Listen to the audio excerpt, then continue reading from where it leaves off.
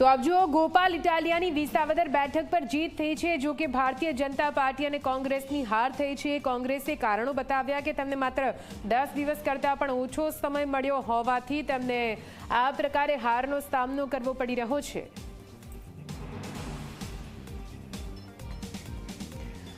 તો હવે સ્પષ્ટ થઈ ચૂક્યું છે કે વિસાવદર બેઠકની જનતાનો દારોમદાર ગોપાલ ઇટાલિયા અને આમ આદમી પાર્ટી ઉપર છે, કેમ કે તેમણે જે પણ મુદ્દાઓ ઉઠાવ્યા હતા તે મુદ્દાઓ પર તેમણે વિશ્વાસ મૂક્યો છે। હવે આ 2.5 વર્ષમાં આખરે કેટલા કામ થાય છે તે જોવાનું રહેશે। જો કે ગોપાલ ઇટાલિયાની જીતના કારણો શું છે આપણે જાણવાનો પ્રયત્ન કરીએ।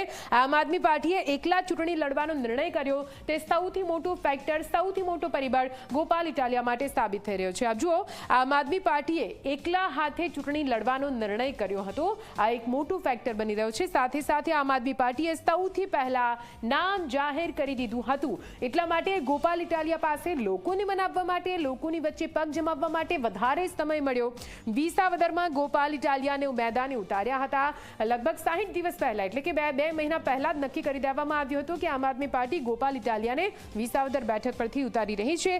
ગોપાલ ઇટાલિયાએ મહિનાઓ પહેલા શરૂ કરી દીધો હતો પ્રચાર પ્રસાર, જે ખૂબ જ મહત્વપૂર્ણ ભાગ ભજવતો હોય છે જ્યારે પણ મતદારોને મનાવવાની વાત આવતી હોય છે, અને ગોપાલ ઇટાલિયાએ તેનો પૂરો ફાયદો લીધો।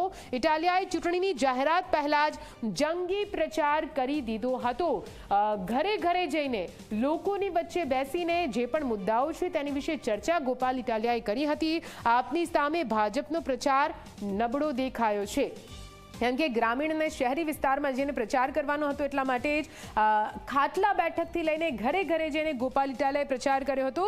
પેરિસ જેવા રોડના વાયદા પર લોકો પર તેની કોઈ અસર ના થઈ હોય તેવું સ્પષ્ટપણે લાગી રહ્યું છે, કેમ કે જે પેરિસના રોડ બનાવવાની વાત હતી, લોકોને વાયદા ખોખલા લાગ્યા। હર્ષદ રીબડિયા અથવા તો ભૂપત ભાણીને ટિકિટ ન આપવી તે પણ ભારતીય જનતા પાર્ટી માટે એક મોટો સેટબેક અને મોટો ફટકો કહી શકાય, અને તેનો સીધો ફાયદો ગોપાલ ઇટાલિયાને મળ્યો હોય તેવું લાગી રહ્યું છે।